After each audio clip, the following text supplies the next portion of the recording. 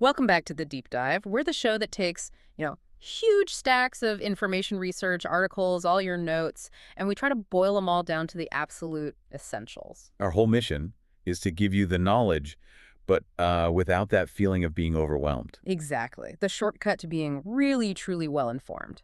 And today, we have a fascinating deep dive. Our source is, well, it's deceptively simple. It's a learning tool, and it's called the 5-Minute Focused Reading Framework. And when you say deceptively simple, you really mean it. I mean, this thing was originally a checklist, a really structured 5-part checklist for students. We're talking, what, 3rd to 8th grade? Yeah, it looks exactly like an elementary school study guide. It does. But here's the thing. Here is the critical insight we pulled from looking at this document. Hmm. This framework, because of its rigidity, because of its structure, is probably one of the most powerful tools an adult learner can use. Really? Oh, absolutely. It's a mechanism to just maximize your concentration and pull out high-value info in these, like, ultra-short surgical bursts. Which is what we all need, right? We know you don't have hours for deep work. You have reports, briefings, these complex articles, and you need to get them fast, but, thoroughly. And we all know that terrible feeling. You sit down with a dense document, you tell yourself, okay, 30 minutes, and then 5 minutes in, your focus is just, it's gone. You're scrolling on your phone, you're staring at the wall. Right. And what we want to prove today is that the secret to sustained focus isn't about committing to a whole hour. It's about committing fully, with a clear structure, to just 5 minutes. It's about winning small sprints again and again. That's it. It's just amazing to me that the solution for, adult procrastination and lack of focus is basically hiding in a 4th grade study guide. It makes you realize how many of us just skip the basics. We really do. We skip the intentionality. Okay, so let's unpack this 5-part routine. Let's really look at how it transforms into a high-performance strategy. So we can look at this checklist not as just a reading guide, but more like a tactical plan. Yeah. For preparation and for execution. It removes all the decision fatigue up front. Exactly, which is a major drain on your energy before you even start. So that brings us to part 1, the pre-flight checklist. Basically, setting the scene. The prep steps are mandatory, and they're all about removing friction, both external and internal. Right. It starts with your physical environment. It forces you to deal with the easy stuff, the low-hanging fruit. The checklist literally says, I have a comfy, distraction-light place to sit, and my book is open to the right page. You're getting rid of the shuffle, the adjustment, all those little excuses your brain uses to put off the actual work. I mean, it sounds so obvious, doesn't it? It does, but I'm so guilty of this. I remember trying to read this critical financial report last month, and I was like half settled in a chair, still moving my laptop around. Yep. Those tiny distractions, they just kill your momentum before you even read the first word. They absolutely do. Mm. But the real strategic importance kicks in with the next step in this pre-flight check, and that's setting the purpose and the timer. Oh. This is the intellectual boundary that protects the whole process. So the commitment has to be explicit. It says, I know I'm reading for 5 minutes, and then the physical part, I set a timer for 5 minutes. Why is that rigidity, that specific time, so powerful for an adult who's tackling complex material? Well, the rigidity of the time is the absolute key to managing your cognitive load. If you sit down and you say, okay, I have to get through this 80-page white paper, your brain just it engages the emotional, overwhelming part of your system. Anxiety kicks in. The anxiety, the distraction. But when you set a timer for just 5 minutes, the task immediately shifts away from that emotional center to the practical executive function part of your brain. You're basically telling your brain, look, forget the 80 pages. Your only job for the next 300 seconds is tactical reading. Precisely. You get rid of the anxiety about the whole task, and instead your focus shifts entirely to maximizing the next 5 minutes. That constraint, it actually reduces stress and it forces maximum engagement. So you're trading a huge, vague goal for a tiny, achievable mission. A tiny, achievable mission, exactly. And that super constrained commitment is what makes part 2, the actual focused reading time, work so well. Once that timer starts, you've basically put up a shield around your concentration. Right. And this is where it gets really interesting in the execution phase. What happens when you hit a wall? The first rule of execution is just simple discipline. The checklist says, I read silently the whole time. No mental commentary, no self-criticism, no little internal chats about why you don't get something. Intake. It's relentless intake. But that's inevitable, right? Mm. Especially with high-level sources, you're going to hit resistance. Mhm. A technical term, some acronym you don't know, a dense paragraph. And that's a moment most of us lose momentum. We stop, we grab our phone to search the term. And the 5 minutes are gone. Gone. Yeah. Before you even get back to the material. And this framework gives you these prescribed strategies to handle that resistance, but without sacrificing your most valuable asset, which is momentum. It gives you 3 choices, but crucially, it doesn't let you just stop or do an external search. You have to stay inside the 5-minute box. Okay, so strategy A is the quick local fix. Reread the sentence. Right. And strategy B is a little bit wider, the contextual fix, look for clues in the paragraph. Both of these are, rapid, low-effort ways to try and recover the meaning right there on the page. But the third option, this is the one I think is pure genius for anyone focused on efficiency.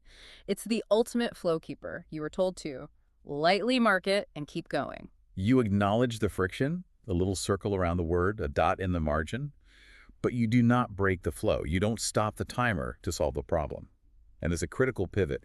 You're prioritizing the pace and momentum of information intake over, say, immediate 100% understanding. Okay, so hold on. You're saying a highly analytical adult should intentionally prioritize speed over immediate accuracy. Isn't that just, I don't know, training ourselves to skim and maybe miss something crucial? That's an excellent point, and the nuance here is really key. You aren't training yourself to skim. You're training yourself to trust contextual learning. Let's say you hit a term like fiduciary duty in some legal document.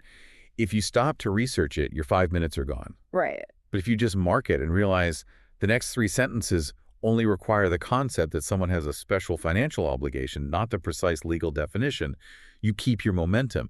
You gather enough context to maybe even define it yourself later on. So if the purpose of those 5 minutes is purely intake, then anything that slows down intake is the enemy. Yes. By marking it and moving on, you protect your commitment to those 5 minutes, and you let the information that did stick continue to build context. And a lot of times, the simple act of just marking the confusing part, it satisfies your brain's need to acknowledge the confusion. It lets it move on. It's like a quick cognitive offload. Okay, and then the timer buzzes. The 5 minutes are up. You've protected your intake time. And that brings us right to part 3, quick reflection. And the shift has to be immediate, but again, there's a constraint. You can only answer one question. This is where the synthesis happens. And the limitation is everything. The framework forces this immediate low-effort retrieval instead of some comprehensive summary. You don't get to write a whole paragraph. No outlining? Nope. You get a single flash of prioritized insight, which saves time and makes sure the most important piece of information gets cemented. And the 3 choices for that one question are, they're really well designed. They check for different things. They're designed to check for factual understanding, for engagement, and for friction. So the first choice is pure content summary.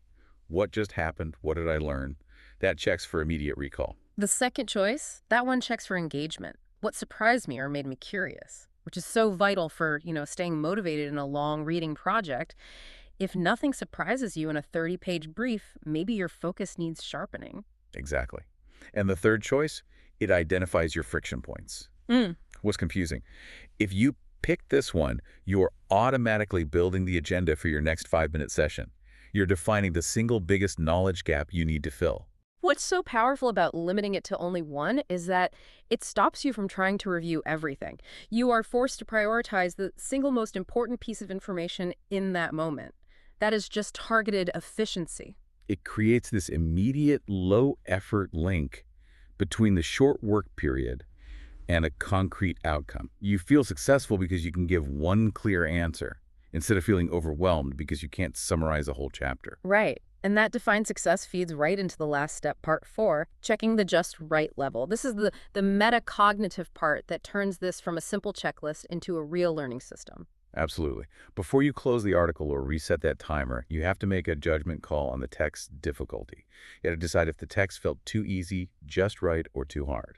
We talk a lot about efficiency. So why is this final judgment call so important for our learner persona who's trying to get the most out of the least amount of time? Because if you keep applying your high-focus 5-minute energy to material that's too easy, you're wasting your effort. You could have just skimmed that. The result of too easy should be an automatic strategy shift. Like increase the time or find denser material. Right. And what if it's too hard? Say you had to mark things 5 times in the last 5 minutes, and your reflection question was, what was confusing? Yeah. That repeated signal, too hard, is critical feedback on your reading strategy. It means you need to adjust your approach before you start the next sprint. Maybe you need a primer first. Maybe you need to dedicate 10 minutes outside the block to look up those acronyms you marked.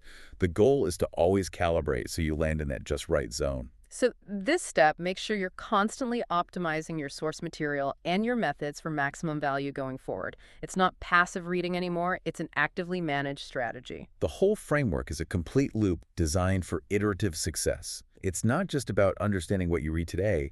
It's about making sure your future reading time is spent effectively, based on the data you just collected. So if we zoom out and look at this simple checklist for, third graders, what does it ultimately reveal about achieving deep focus as an adult who's tackling really complex material? It reveals that true focus isn't really about the amount of time you spend, or even the material itself. It's about intentionality and architecture. The structure. The structure. The prep phase makes the time non-negotiable. The execution phase protects your momentum. And the reflection phases, they extract immediate value and they optimize the path forward. It's all about building mental models through these highly contained, goal-oriented segments. It kind of democratizes deep work. You don't need a protected 3-hour block to make real focused progress. You just need 5 intentional minutes. You stop fighting this mountain of information and you start winning these tiny, repeatable sprints. And that cumulative success is what keeps your professional motivation high. Sophisticated people often assume complexity needs a complex solution, when really the biggest gains come from structuring the basics flawlessly. Which brings us to our final provocative thought for you this week, building on this whole idea of the just right level and the constrained reflection. If this framework works so well for reading, why limit it to text? Exactly. Think about applying the set a 5-minute timer and only answer one question rule to other kinds of complex work.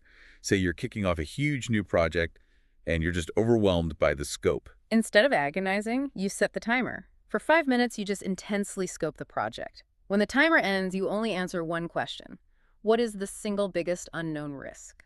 Or, who is the one person I need to call right now? Or maybe you have a difficult decision to make. You commit 5 focused minutes to analyzing the options. The timer ends, and you can only answer, what's the biggest point of confusion stopping me from deciding? Or what's the core value I'm trying to uphold here? What knowledge gaps could you fill? What projects could you conquer by just committing 5 highly focused, structured minutes every day this week? You'd probably make more progress than staring at the material for 3 scattered, distracted hours. That is the true power of structure. Get to focusing 5 minutes at a time. We'll see you next time for the next deep dive.